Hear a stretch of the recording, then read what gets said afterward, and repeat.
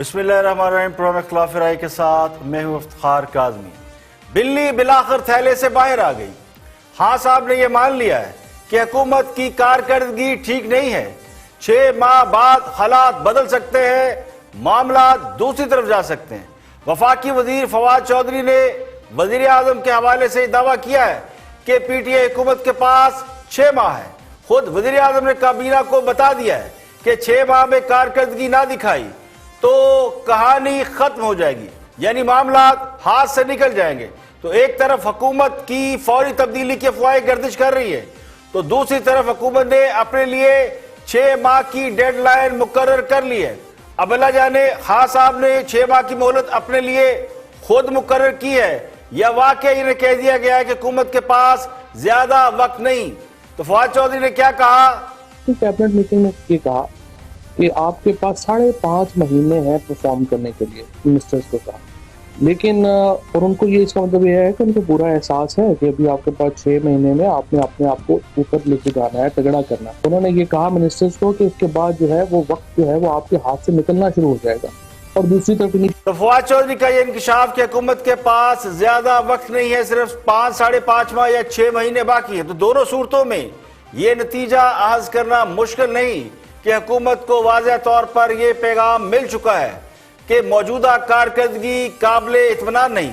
तो एक तरफ तो कारकर्दगी ने हुकूमत के मुस्तकबिल पर सवालिया निशान लगा दिया है, तो दूसरी तरफ नाकामी के असबाब भी खुलकर सामने लाए जा रहे हैं।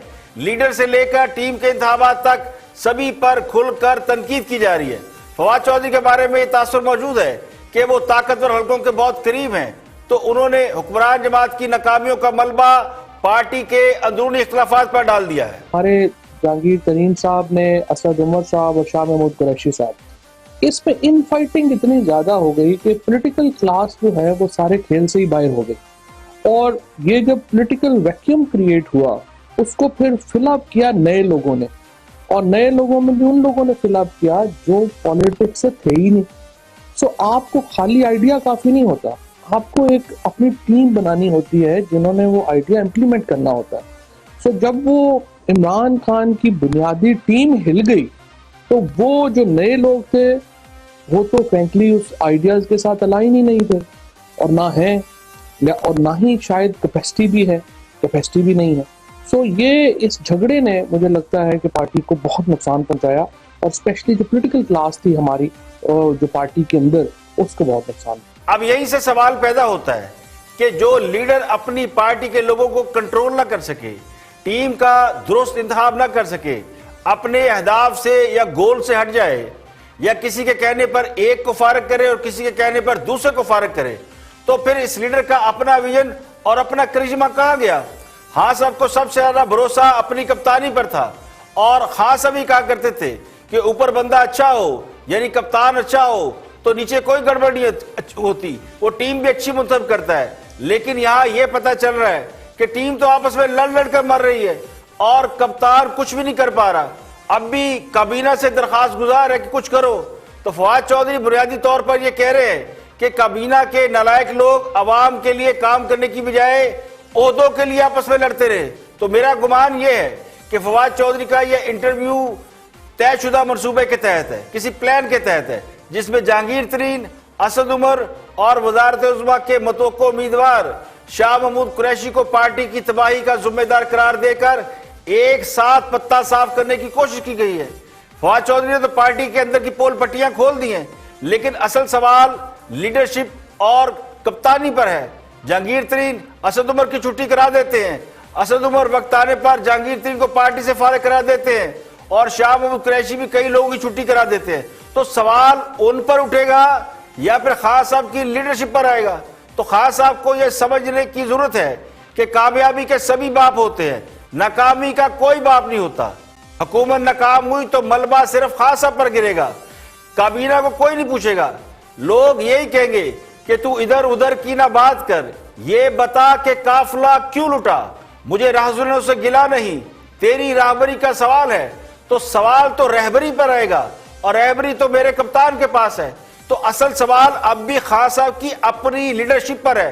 तो मेरा गुमान ये कि हुकूमत पर इस हवाले से दबाव बढ़ रहा है हुकूमती हलकों को इशारा दे दिया गया है और किसी हद तक खुलकर बता दिया गया है कि कारकर्दगी ठीक नहीं, बहुत खराब है। 6 माह भी मिल जाए तो इसे गनीमत जाने, वरना जी का जाना ठहर गया है। और इसी मौजू पर बात कर रहे हैं सुहेल वड़ाइच शाहजेब खानजादा के साथ। सुहेल वड़ाइच ने ही फवाद चौधरी का इंटरव्यू किया था, खुद उनका अपना एनालिसिस किया इस हवाले से। वॉच सुहेल वड़ाइच। जो हुकूमत की कारकर्दगी है, ज़ाहिर कोरोना से पहले भी कारकर्दगी पर बहुत ज्यादा सवालात उठ रहे थे, मईशत नीचे जा रही थी। अब आप ये कह रहे हैं कि अब भी एज ऑफ नाउ भी हुकूमत के पास टाइम है कि ना इत्तेहादियों से खतरा है, ना कोई और खतरा है, ना अपोजिशन से पार्लियामेंट में खतरा है, कि अब भी अगर अपनी कारकर्दगी पर फोकस कर लें तो चीजें बेहतर कर सकते हैं। मेरा ख्याल है शाहजेब साहब, जाहिर है प्रेडिक्शन करना तो बड़ा मुश्किल होता है, क्योंकि जाहिर है वाकयात नए आ जाते हैं, नए हालात आ जाते हैं। लेकिन मुझे ये लगता है कि ये जो 6 महीने हैं, जो कि आप यूँ समझें कि जुलाई से शुरू होकर दिसंबर तक है, ये बड़ा एक इनके लिए आप यूँ समझिए कि सर्वाइवल का ज़माना है। और खान साहब ने खुद भी, मुझे पता चला है, काबीना में ये कहा है कि भाई ये 6 महीने ही हैं, फिर जो यूँ समझे कि जो भारी साइड है वो दूसरी हो जाएगी अपोजिशन। तो इस 6 महीने के अंदर अगर ये अपनी को परफॉर्मेंस को बेहतर कर सकते हैं पहले 2-3 महीनों में तो ठीक है, वगरना आप यूँ समझे कि अल्टरनेटिव की तलाश शुरू हो जाएगी। क्योंकि ये तो नहीं होना कि हमेशा इमरान खान नहीं रहना है, किसी ना किसी मुतबादल ने तो आना है, चाहे वो सियासी मुतबादल होगा, कोई उनका पार्टी का मुतबादल होगा। ये तो कोई भी रियासत ये तो नहीं कर सकती कि किसी के बारे में सोचे ही ना कि इसके बाद क्या होगा। अगर वो अपने अदारे के मुतबादल सोचते हैं तो ये कैसे हो सकता है कि वो हुकूमत के मुतबादल ना सोचते हों। तो ये तो जरूर सोचा जाएगा, और यही वो 6 महीने हैं जिनमें मुतबादल भी सोचा जाना है, इनकी परफॉर्मेंस का भी फैसला होना है, और इन्होंने रहना है या नहीं रहना है उसका भी फैसला होना है। बहुत शुक्रिया सुहेल वड़ाइच साहब हमारे साथ मौजूद थे। फिल वक्त हुकूमत को कोई खतरा नहीं है, ना इत्तेहादियों से, ना कोई और। हुकूमत अपनी कारकर्दगी पर फोकस। देखिए, हुकूमत को हालात की वजह से वक्त मिल रहा है कि वो संभल सकती है तो संभल जाए। मुझे यूँ लगता है कि मुख्तलिफ क्वार्टर से ये मुख्तलिफ पैगाम दिए जा रहे हैं, तो ये समझने वालों की समझ पर मुनसर है कि वो इन पैगाम का मुस्बत असर लेते हैं या मनफी असर लेते हैं। कुछ हल्कों में हुकूमत की फौरी तब्दीली की बात हो रही है, और कहीं से ताकतवर हल्के नाराजगी के इशारे भी दे रहे हैं, और कहीं से हुकूमत को ठीक हो जाओ, सुधर जाओ के पैगाम दिए जा रहे हैं। तो बुनियादी तौर पर लगता यूं है, और बुनियादी नुक्ता ये है कि हुकूमत पर अब दबाव डाला जा रहा है कि वो मामला को संभाल सकते हैं तो संभाल ले। क्योंकि एक मजबूरी ये भी है कि दूसरी तरफ भी इन हालात में हुकूमत को संभालने या मईशत को ठीक करने की जिम्मेदारी उठाने को कोई जमात तैयार नहीं है। तो 6 माह की मोहलत का मतलब ये नहीं कि वाकई 6 माह मिल गए हैं, कम या ज्यादा भी हो सकते हैं। तो एक तरफ ये हल्की सी तसल्ली के फौरन नहीं जा रहे, अभी 6 महीने बाकी है, क्योंकि ये ना हो कि फौरन ही हाथ में छोड़ के बैठ जाए और हुकूमत बिल्कुल धड़ाम से गिर जाए। और दूसरी तरफ ये रुझान, ये तासुर के रुझान बदल रहा है, यानी जो आपके साथ खड़े थे वो थोड़ा डिस्कस कर गए। तो लगता यूं है कि इस वक्त हमाजहती पॉलिसी पर अमल हो रहा है। यहां पे लेंगे एक ब्रेक, और ब्रेक के बाद जब वापस आएंगे और भी हम मौजूदात आपके साथ शेयर करेंगे। हमारे साथ रहिएगा। Welcome back. आप देख रहे हैं प्रोग्राम इख्तिलाफ राय और मैं इफ्तिखार काज़मी। आगे बढ़ते हैं, और जस्टिस काजी फाइजा केस का तफसीली फैसला भी आना बाकी है। मुख्तसर फैसले में उनके खिलाफ सदारती रेफरेंस ख़त्म कर दिया गया। इस पर अभी बहुत से जो कानूनी माहरीन है वो अपनी राय का इजहार कर रहे हैं। कामरान मुर्तज़ा ने इस हवाले से गुफ्तगू की ऑन द फ्रंट में। देखते हैं कि वो क्या फरमाते हैं कि सदारती रेफरेंस क्या बिल्कुल ख़त्म हो गया, क्या जस्टिस काजी फाइजा की मुश्किलात ख़त्म हुई हैं या मज़ीद मुश्किलात उन्हें दरपेश है। वॉच कामरान मुर्तज़ा। के बाद एक मैकेनिज्म जो है ना वो कोर्ट ने बना दिया, और वो मैकेनिज्म जो है ना उसमें ये कह दिया कि 7 दिन में ये होगा, 60 डेज में ये होगा, 100 डेज में ये होगा। ठीक है जी। अब अगर ये क्वाश हो गया, ये कोई रेफरेंस अगर कोई पेंडिंग नहीं रहा, तो फिर अगर जो सब कुछ बाद में 7 दिन, 60 दिन, 100 दिन, ये जो सब कुछ जो मैकेनिज्म बना दिया, इसको वो तो नहीं रहा, मगर अब ये आर्डर जो है ना बजाते खुद जो है वो उनको अफेक्ट करने लग गया। यानी नोटिस जाएगा काजी फाइज की अहलिया को रिप्लाई वो करेंगी, मनी ट्रेल वो देंगी, ठीक है ना जी, सारा मटेरियल जो कुछ भी आएगा उनकी तरफ से आएगा। और उसके बाद जो है वो उसको पाबंद कर दिया एफबीआर को कि आपने जो है ये 209 के नीचे जो फोरम है इसको, ये 209 वाला फोरम इसको एग्जामिन करेगा, और अगर कोई ऐसा मटेरियल, वो मनी ट्रेल देने में अगर नाकाम हो गई, और अगर कोई ऐसा मटेरियल जो है ना कनेक्टिंग टू काजी फायज है, तो वो उसको सो मोटो उस पर रेफरेंस जो है दोबारा जो है वो शुरू हो सकता है। तो ये जो है ना वो जो खुशियां मनाने वाली बात थी, वो कोई खुशियां मनाने वाली बात नहीं है। वो जो पहले वाला रेफरेंस था वो यकीनन डिफेक्टिव था, वो अब जो कुछ डिफेक्टिव था वो तो ख़त्म हो गया, अब डिफेक्टिव चीज़ नहीं रहेगी। और मतलब आप अगर फ़र्ज़ करिए कि मैं आपको कहूँ या मुझे कोई कहे, चले मुझे ये कहे कि जो कुछ आपके पास है, मेरे पास तो कोई पब्लिक ऑफिस कभी नहीं रहा, मैं मेरे पास है, अगर कोई कहे कि अकाउंट फॉर करो, तो मेरे लिए भी शायद ये मुमकिन नहीं होगा कि मैं इसको अकाउंट फॉर करूं, ये इतना मुश्किल काम है। तो कहीं भी अगर कोई 1000 पाउंड भी जो है ना वो अकाउंट फॉर नहीं हुए तो ये गले पड़ गए।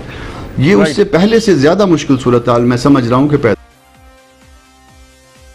देखिए, जस्टिस काजी फाइजा के हवाले से ये तासुर है कि वो मुस्तकबिल के चीफ जस्टिस के ओहदे के उम्मीदवार हैं, लेकिन उन्हें चीफ जस्टिस बनने नहीं दिया जाएगा। जब उनके खिलाफ रेफरेंस आया तो उस वक्त भी ये तासुर पैदा हुआ कि रेफरेंस भी उसी सिलसिले की एक कड़ी है ताकि वो चीफ जस्टिस ना बन सकें। अब सवाल ये कि अगर काजी फाइजा को चीफ जस्टिस बनाने से कोई रोक रहा है तो उसका उसे फायदा क्या है? काजी फाइजा ने हुदैबिया केस को खत्म किया। ये वो केस था जो नवाज शरीफ और उनकी फैमिली के बारे में था, और नवाज शरीफ के मुखालिफिन ये समझते थे कि शरीफ फैमिली इसमें कन्विक्ट हो सकती है, मुजरम साबित हो सकती है। अगर ये हो जाता तो पनामा या कामा की जरूरत न पड़ती, लेकिन फैसला नवाज शरीफ के हक में चला गया। उसके बाद फैजाबाद का एक धरना हुआ था, उस धरने का फैसला भी काजी फाइजा ने लिखा था, तो उस धरने को भी उस वक्त की हुकूमत के खिलाफ मनसूबाबंदी का हिस्सा करार दिया गया। तो बज़ाहिर ये फैसला भी नवाज शरीफ को सपोर्ट करता था। इसी वजह से इन्हें प्रो नवाज शरीफ और एंटी स्टैब्लिशमेंट या एंटी सिटिंग गवर्नमेंट समझा जाता है। तो सदारती रेफरेंस के हवाले से जो फैसला आया, जिसमें बज़ाहिर जस्टिस काजी फाइजा अपना ओहदा बचाने में कामयाब रहे, वरना उनको जज के मनसब से हटा दिया जाता। अब ये तो तफसीली फैसले के बाद ही पता चलेगा कि वो किस हद तक कामयाब रहे, लेकिन कानूनी माहिरीन ये समझते हैं कि उनकी मुश्किलात अभी खत्म नहीं हुई। लेकिन मेरा मानना ये कि जस्टिस काजी फाइजा ने जिस दलेरी और बहादुरी से खुद पर लगने वाले इल्जामात को उसका दिफा किया है, उससे उनकी इज्जत में कमी नहीं हुई। अगर मजीद उनके खिलाफ कोई चीज सामने आती है और वो कानून के किसी तरह नरगे में आते हैं उनकी फैमिली, तो भी वो अभी उसी तासर के तहत बेनिफिशरी होंगे कि सब कुछ उन्हें चीफ जस्टिस बनने से रोकने के लिए किया जा रहा है।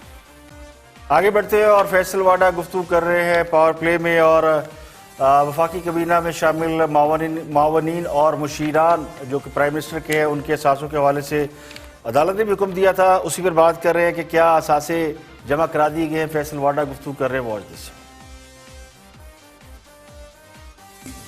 वो ओवर द काउंटर पैसे लेते रहे, वो कामा होल्डर्स रहे हैं, उनकी क्या सिंसेरिटी थी पाकिस्तान के साथ, उन्होंने क्या किया, उनका क्या होगा। एक दूसरी, जहां तक आपने बात की हमारे सीपीएम में, हम कल इसको मैं खुद भी टेकअप करूंगा कि ये जो सवाल उठ रहा है उसका जवाब देने में किसी को कोई कबात नहीं होनी चाहिए और नहीं थी। जहां तक काबीना की बात है, मुझे याद पड़ता है कि बिल्कुल फवाद चौधरी साहब ने बात की थी सिटीजनशिप की, लेकिन मुझे अभी अमीन असलम साहब का मैसेज आया है जो SAPM है, उन्होंने कहा जी 10 को मैंने अपने सालदात जमा करा दिए, और हमारे पास जो to what he understand what I know कि उस कैबिनेट के मिनट्स के अंदर there was no question regarding nationality. ठीक है जी, so if there was no question nobody answered. एक SAPM ने वॉलंटरीली अपनी नेशनैलिटी भी दे दी है जो कि खाना नहीं था उसमें, और उनकी नेशनैलिटी पाकिस्तानी है, जिन पे के बहुत शक हो रहा था। मैं नाम भी आपको बता सकता हूं, लेकिन एक ने अगर वॉलंटरीली कर लिया तो दोहरी शरीयत छुपाने की जरूरत क्या है? कोई नहीं है, हमें कोई प्रॉब्लम नहीं, और मैं नहीं समझता कोई भी SAPM जो है, हम रिमाइंडर जरूर कल कैबिनेट में दे देंगे, और मैं 100% आपको श्योर हूँ कोई ऐसा हमारा SAPM एडवाइजर नहीं है जो इसको छुपाना पसंद करेगा। कोई फॉरेन नेशनल तो नहीं है आपकी काबीना में? देखिए, दोहरी शहरियत और ड्यूल नेशनल तो अलग है। कोई फॉरेन नेशनल जो छुट्टी लेके आया हो, वीजे पे पाकिस्तान आता हो? देखिए, अगर ऐसी कोई चीज है, मेरी नॉलेज में नहीं, अगर ऐसी कोई चीज है, अगर ये शहरियत नहीं आएगी तो ये सवाल तो आपको और करते रहेंगे। देखिए, हम ये क्वेश्चन भी कर देंगे, रिमाइंडर भी दे देंगे, और मैं आपको 100% अपनी बात से कॉन्फिडेंटली कह रहा हूँ कि इसको नहीं छुपाया जाएगा, ना किसी SAPM देखिए, काबीना में नामालूम अफराद की शमूलियत पर बहुत एतराज़ात सामने आए थे और सबसे बड़ा एतराज़ खुद हुकूमत के वजीर गुलाम सरवर खान ने उस वक्त उठाया था जब नैब ने उनकी अपनी इंक्वायरी शुरू कर दी थी। गुलाम सरवर खान का कहना था कि काबीना में ऐसे लोग भी हैं जिनके बारे में वो नहीं जानते कि वो कहाँ से आए हैं, उनके असासों के बारे में भी सवाल उठाए गए। इस पर अदालत भी अपना हुक्म दे चुकी है कि वज़ीर-ए-आज़म के मुआवनीन और मुशीरान अपने असासे और अपनी नेशनलिटी का रिकॉर्ड जमा कराएं। बुनियादी एतराज़ात शहजाद अकबर और हफीज शेख साहब के हवाले से थे, जिन्होंने अभी तक इस पर मेरी मालूमात के मुताबिक अमल नहीं किया। दोहरी शरीयत रखने वाला वजीर नहीं बन सकता, ड्यूल नेशनलिटी वाला रुकन असम्बली नहीं बन सकता, तो फिर वज़ीर-ए-आज़म का एडवाइजर कैसे बन सकता है? अब सवाल तो ये कि जब इन्हें काबीना का रुकन बनाया गया था तो ये सारी जो फॉर्मेलिटी है, ये जो जरूरियात है, ये पूरी क्यों नहीं की गई? उस वक्त मुकम्मल रिकॉर्ड क्यों जमा नहीं कराया गया? तो फैसल वाडा साहब का ये दावा कि हुकूमती अरकान अपने असासे नहीं छुपाएंगे, जबकि खुद फैसल वाडा साहब के बारे में ये सब जानते हैं कि लंदन में उनकी दर्जनों जायदादों के हवाले से सोशल मीडिया पर वीडियोस और इतलात मौजूद हैं जिनकी वो बाकायदा तरदीद नहीं कभी कर सके। आबद शेर अली तो फैसल वाडा की बैरून रिहायशी गाहों के बाहर खड़े होकर वीडियो बना कर सोशल मीडिया पर चढ़ाते रहे और वाडा साहब को चैलेंज करते रहे, जिनका अभी तक उन्होंने कोई जवाब नहीं दिया। तो बज़ाहिर ये कहते हैं कि जी असासे हम ऑन रिकॉर्ड लाएंगे, लेकिन 2-2.5 साल गुजरने के बाद भी अगर आपके असासे रिकॉर्ड पर नहीं आए तो फिर अब तो खुद हुकूमत कह रही 6 महीने हमारे पास रह गए, तो पीछे बाकी क्या रह गया? और वफाकी वजीर जरताज गुल ने कोविड-19 के हवाले से इंकशाफ किया था कि कोविड-19 का मतलब ये है कि कोविड के 19 नुकात होते हैं। इसी पर गुफ्तगू हो रही है। पीपल्स पार्टी के रहनुमा चौधरी मंजूर वो बता रहे हैं कि ये 19 नुकात कौन से हैं। Watch this. जो मोहतरमा जरताज गुल साहबा के 19 पॉइंट है वो मैं गिनने लगा हूँ। मैं पढ़ता जब मैं मतलब बोलता जाऊंगा, आपने उसको गिनते जाना। जब लिखी जाऊंगा सर, जब 19 पूरे हो जाए तो आपने बता दें। मैं लिख रहे हैं सर जी। सबसे पहले तो आपको घबराना नहीं है। अच्छा, ये एक आम फ्लू है, ये गर्मी से मर जाएगा, ये जानलेवा नहीं है। सिर्फ 2% को अलामत आती है। मैं लॉकडाउन नहीं करूंगा क्योंकि हमारा प्राइम मिनिस्टर हैंडसम है, इसलिए सिर्फ स्मार्ट लॉकडाउन होगा। कोविड से ज्यादा बात तो ट्रैफिक हादसों में होती है। पाकिस्तान में C कैटेगरी का वायरस है, लोग समझते ही नहीं। ये आम फ्लू नहीं है, लाहौरियों जैसा जाहिल कोई नहीं है। अगर वायरस बढ़ा तो जिम्मेदार आवाम होगी, लेकिन मार्केटें खोल दो। अपोजिशन की बिल्कुल नहीं सुननी। अवाम से कोविड-19 के हवाले से हकायक छुपाए जा रहे हैं। WHO की नहीं सुननी, डॉक्टर्स की नहीं माननी, साइंसदानों की नहीं माननी। सिलेक्टिव आखिर पे फिर ये है कि ये सिलेक्टिव लॉकडाउन। और अब अगर जो कुछ भी हुआ तो जिम्मेदार आवाम हो। अच्छा, ये है 19 पॉइंट जो जरताज गुल साहबा ने फरमाए, इसके 19 पॉइंट। अब जो ज्यादा बारिशों का क्रेडिट भी खान साहब को देते हो, उनसे और क्या तवक्को की जा सकती है? आधे वज़रा बोंगियां मारते हैं, आधे लंबी लंबी छोड़ते हैं और आवाम सारा दिन उन पर सर धुनती है। यानी जेड़ा पन्नो ला ले, ऐसी बजला संज और तफरीह से भरपूर हुकूमत शायद ही कभी हमने देखी हो। हर दूसरे दिन अपना किसी न किसी वजह से तमाशा बनाकर खुश होने वाले आपको जरा कम ही मिलेंगे। अब समझ नहीं आती कि हम रोए या हंसे। अल्लाह जाने कहां से हीरे ढूंढ ढूंढ कर कौम पर मुसल्लत कर दिए गए। पूरी दुनिया में हमारा मजाक उड़ रहा है। एक दिन एक वजीर कौम को जाहिल के खिताब से नवाज देती हैं, दूसरे दिन दूसरी वजीर कोविड-19 की ऐसी डेफिनेशन बताती है कि लोग अंगुष्ठ बदनंदा हैं। यानी पूरी दुनिया में ऐसी डेफिनेशन किसी ने नहीं बताई होगी कि कोविड जो 2019 में आया था इसलिए उसे कोविड-19 कहते हैं। और मोहतरमा वजीर ये बताती है कि कोविड-19 का मतलब कि इसके 19 नुकात हैं। तो बात सिर्फ यहीं तक महदूद नहीं है। बेशतर हुकूमती उहदेदारान का यही हाल है कि कोई ना कोई बात ऐसी जरूर कर देते हैं जिससे मजाक बनता है और इस पर भी शर्मिंदगी नहीं होती, बल्कि पहले से ज्यादा इसरार करते हैं। लाइल भी कोई बड़ी बात नहीं है, मैं भी लाइल में हो सकता हूं, आप भी हो सकते हैं, इसकी माफी हो सकती है। लेकिन माफी तो बड़ी दूर की बात, इस पर जो वजाहतें दी जाती हैं वो सोने पे सुहागा है। तो चौधरी मंजूर ने जो 19 नुकात बताए हैं वो हकीकी सूरत हाल की निशानदेही करते हैं। यहाँ पे लेंगे एक ब्रेक और ब्रेक के बाद जब वापस आएंगे और भी हम मौजूआत आपके साथ शेयर करेंगे। और कोरोना वायरस की जो तबाहकारियाँ उन पर बात करेंगे और पाकिस्तान में मज़ीद जो है इलाकों में लॉकडाउन किया जा रहा है, कुछ इलाकों में स्मार्ट लॉकडाउन किया गया है, उनकी तादाद बढ़ाई जा रही है। हुकूमत समझती है कि स्मार्ट लॉकडाउन करने से कोविड के मरीजों की तादाद जो है वो कम हो रही है, इस पर भी बात करेंगे। इसके अलावा कुछ और भी खबरें हैं वो ब्रेक के बाद आपसे शेयर करेंगे, हमारे साथ रहिए।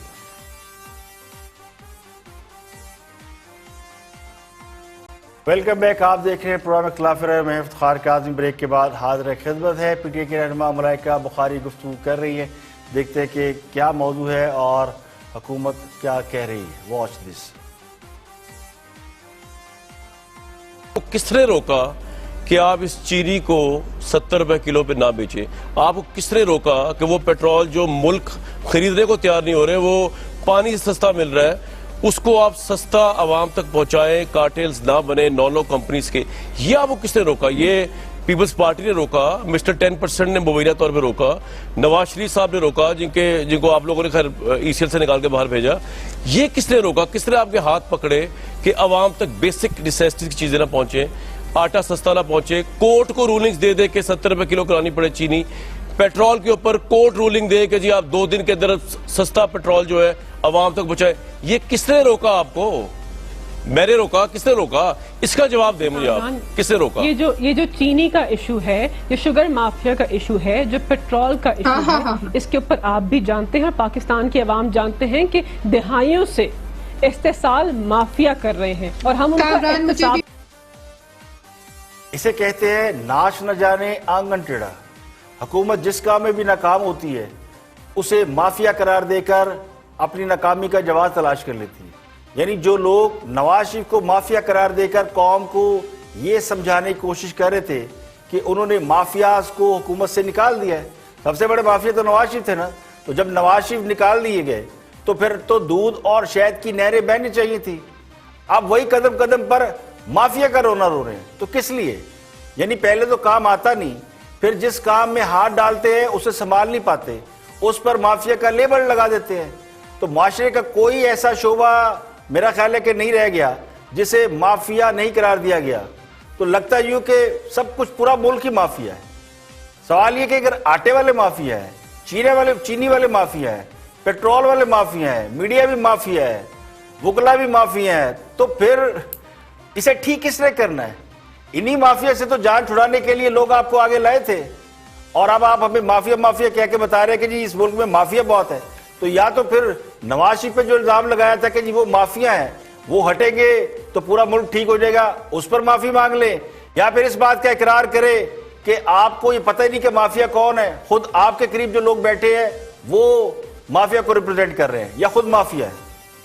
तो अब कोरोना वायरस के हवाले से बात करते हैं कि मुल्क भर के मजीद कई इलाकों में लॉकडाउन की तैयारी की जा रही है। पंजाब में मजीद 33 इलाके, जबकि इस्लामाबाद में मजीद 5 एरियाज को लॉकडाउन करने की तैयारी की जा रही है। इसके अलावा पंजाब भर में स्कूल खोलने की भी तैयारी की जा रही है और ये कहा जा रहा है जी कि SOPs के तहत स्कूल भी खोल दिए जाएंगे। मुल्क भर में गुज़श्ता 24 घंटों के दौरान कोरोना से 105 अफराद मजीद जाबाक हुए, जबकि मजीद 3,946 नए केसेस रिपोर्ट हुए। तो केसेस की तादाद किसी हद तक कम हुई है, लेकिन एक और बड़ा अहम इंकशाफ हुआ है कि वो लोग जो सेल्फ आइसोलेशन में चले गए थे उनमें भी अमवात जो है वो तेजी से बढ़ रही हैं। यानी सेल्फ आइसोलेशन में मौजूद कोरोना मरीजों की अमवात तेजी से बढ़ रही हैं। तो मुल्क भर में मजमूई तौर पर 323 अफराद थे जो सेल्फ आइसोलेशन में अपने ही घरों में इंतकाल कर गए। तो गुज़श्ता 24 घंटों के दौरान तकरीबन 6 कोरोना मरीज सेल्फ आइसोलेशन में घरों में इंतकाल कर गए। तो ये कहा जा रहा था कि जी आप अपने खुद को घर में आइसोलेट कर लें, करंतना कर लें तो आप रिकवर कर सकते हैं, लेकिन इतलात ये आ रही है कि बहुत से लोग घरों में भी रहने के बावजूद इंतकाल करें। मुल्क भर में 1,85,000 अफराद जो है वो कोरोना से मुतासर है और मजमूई तादाद मरने वालों की होगी 3,695। सरकारी अदाद शुमार के मुताबिक सिंध अब सबसे ज़्यादा कोरोना मरीज सिंध में है। सिंध में मरीजों की तादाद 71,092 है, क्योंकि सिंध में बहुत तेज़ी से टेस्ट किए जा रहे हैं। पंजाब में ये तादाद 68,308 है, लेकिन हलाकतें ज़्यादा है। खैबर पख्तूनख्वा में 22,633, बलूचिस्तान में 9,587, इस्लामाबाद में 11,219, गिलगित बल्तिस्तान में 1326, आजाद कश्मीर में 869 मरीज हैं। सबसे ज्यादा जानी नुकसान पंजाब में हुआ है, जहां अब तक तकरीबन 1400-1500 लोग जो है इस वबा से चल बसे, जबकि सिंध में 1103 है। तो पंजाब में जो कैजुअलिटी है वो सिंध की निस्बत बहुत बढ़ रही है। सिंध में मरीजों की तादाद ज्यादा है, पंजाब में मरीजों की तादाद कम है, कैजुअलिटी उससे ज्यादा है। खैबर पख्तूनख्वा जहाँ के मरीजों की तादाद कम है लेकिन कैजुअलिटी बहुत हाई है। खैबर पख्तूनख्वा में अब तक 843 लोग, बलूचिस्तान में 104, इस्लामाबाद में 106, गिलगित बल्तिस्तान और आजाद कश्मीर में 22 अफराद जो है कोरोना वायरस से जामक हुए। स्मार्ट लॉकडाउन के तहत लाहौर समेत पंजाब के मजीद 33 मकामात को सील करने की मंजूरी दी गई है। अंदरूनी शहर की अकबरी मंडी और शाह आलम मार्केट खुली रहेगी, जबकि मुकम्मल लॉकडाउन होने वाले इलाकों में शॉपिंग मॉल्स और कारोबारी सरगर्मियां बंद रहेंगी। गुलबर्ग मॉडल टाउन DHA गुलशन रावी को बंद करने पर इत्तफाक किया गया। फैसल टाउन, गार्डन टाउन, अंदरूनी शहर, वॉल सिटी को मुकम्मल तौर पर बंद किया जा रहा है। यानी अंदरूनी शहर का इलाका लाहौर का जिसमें 7 गेट आते हैं, इसको सील करने का फैसला किया गया है। सिर्फ अकबरी मंडी और शाल मार्केट ये खुली रहेंगी, बाकी इलाके सील रहेंगे। इन इलाकों में 3613 मरीज रिपोर्ट हुए। मुतासर इलाकों में 96,229 घर, 2,33,000 खानदान रैश पजीर है। गुलबर्ग के तमाम ब्लॉक से 736 कन्फर्म केसेज है। मॉडल टाउन से 659 कन्फर्म कोरोना केसेज है। फैसल टाउन से 188 केसेज है और गुलशन रावी में 212 केसेज है। वॉल सिटी में 170 मरीज रिपोर्ट हुए। तो लाहौर में 33 मजीद जो इलाके हैं वो सील किए जा रहे हैं। इस्लामाबाद के मजीद 5 इलाके सील करने की तैयारी की जा रही है और जिसके मुताबिक गौरी टाउन के इलाकों की 9 रोज तक निगरानी की गई और कोरोना केसेस में तशवीशनाक हद तक इजाफे के बाद से लॉकडाउन किया गया। गौरी टाउन के अलावा जो अब इलाके सील किए जा रहे हैं इस्लामाबाद के, उनमें G61 है, G62 है, G72 है, G104, इनको सील किया जा रहा है। इन इलाकों में गुज़श्ता चंद दिनों में 40 केसेस रिपोर्ट हुए, 25 अफराद इन इलाकों में जाबाक हुए हैं। इसके अलावा बकरा मंडी, ईद करीब आने वाली है, तो बकरा मंडियों के हवाले से भी पंजाब हुकूमत ने बड़े शहरों में बकरा मंडी लगाने पर पाबंदी लगा दी है, जबकि छोटे शहर या दूर दराज के इलाकों में ये इजाज़त दे दी कि आप बकरा मंडी वहाँ लगा लें। तो शहर के जो लोग हैं वो बकरे खरीदने के लिए शहर से बाहर जाएंगे और वहाँ से बकरे खरीद के लाएंगे। इसके अलावा स्कूल खोलने के लिए SOPs और तजावीज़ पर काम शुरू कर दिया गया। पंजाब में खासकर और सिंध में भी काम हो रहा है। पंजाब में कहा गया जी पहले मरहले पर जो बड़ी क्लासेस हैं 9वीं 10वीं जमात के लोग, इनको बुलाया जाए और दूसरे मरहले में जो 5वीं से 8वीं तक के लोग बच्चे हैं उनको बुलाया जाए। और स्कूलों का जो दौरानिया है वो 3 घंटे कर दिया जा रहा है। ये स्कूलों के जो बड़े बच्चे हैं ये सिर्फ लाजमी मज़ामीन पढ़ेंगे, ये तजावीज़ है, और 3 घंटे पढ़ेंगे। चूँकि बच्चे बड़े होते हैं तो SOPs का ख्याल भी रख सकते हैं। छोटे बच्चों के हवाले से भी SOPs तैयार किए जा रहे हैं। निजी स्कूलों से भी तजावीज़ मांगी गई है। निजी स्कूलों को 2 कैटेगरी में तकसीम किया गया है, 4000 से कम और 4000 से ज़ायद फीस लेने वाले स्कूल, यानी ये 2 कैटेगरीज हैं। इनसे भी कहा SOPs मांगी गई कि अगर ये लोग स्कूल खोलना चाहते हैं तो अपने SOPs जो है वो जमा करा दें। दूसरी तरफ अल्लामा इकबाल ओपन यूनिवर्सिटी ने कोरोना के तलबा से घरों में तहरीरी इम्तहान लेने का फैसला किया। पहले भी ऐसे ही होता है, अल्लामा इकबाल यूनिवर्सिटी लोग घरों से इम्तहान देते हैं। दुनिया भर में कोरोना वायरस से मुतासर अफराद की तादाद 91,88,363 तक पहुंची, यानी ये तादाद अगले चंद दिनों में 1 करोड़ हो जाएगी। 4,74,339 लोग मर चुके हैं। अमेरिका में अब तक 1,22,610 लोग मर चुके हैं और अमेरिका में सबसे ज़्यादा मुतासरा तकरीबन 23,88,000 लोग हैं। भारत में कोरोना से मरने वालों की तादाद 14,000 से ज़ायद है, जबकि मुतासरा मरीज 4.5 लाख हो गए। इटली में कोरोना से अब तक मजमूई तौर पर 34,657 लोग मर चुके हैं। वायरस से अब तक इटली में जो केस रिपोर्ट हुए हैं 2,38,720। तो पाकिस्तान तेजी से इटली के करीब जा रहा है। सऊदी अरब में 1,307, जबकि 1,61,005 लोग जो है वो मरीज है। इसके अलावा हज के हवाले से सऊदी अरब ने यह अनाउंस कर दिया है कि हज में अब जो मुकामी लोग हैं, यानी जो लोग सऊदी अरब के अंदर मौजूद हैं, सिर्फ वो हज कर सकेंगे, चाहे वो मुल्की है या गैर मुल्की हैं। लेकिन सऊदी अरब में बाहर से लोग इस साल हज के लिए नहीं आ सकेंगे। तो ये बाकायदा एक सऊदी अरब ने इसका ऐलान कर दिया है। हज ज़रूर होगा, हज पासपोर्ट नहीं हो रहा, लेकिन हज मुकामी लोग कर सकेंगे। आज के लिए इतना ही। कल फिर हाजिर होंगे मजीद खबरों तबसरों तस्जियों के साथ। पुराना इख्तिलाफ राय से इफ्तिखार का आदमी को इजाजत दें। अपना बहुत बहुत ख्याल रखिएगा।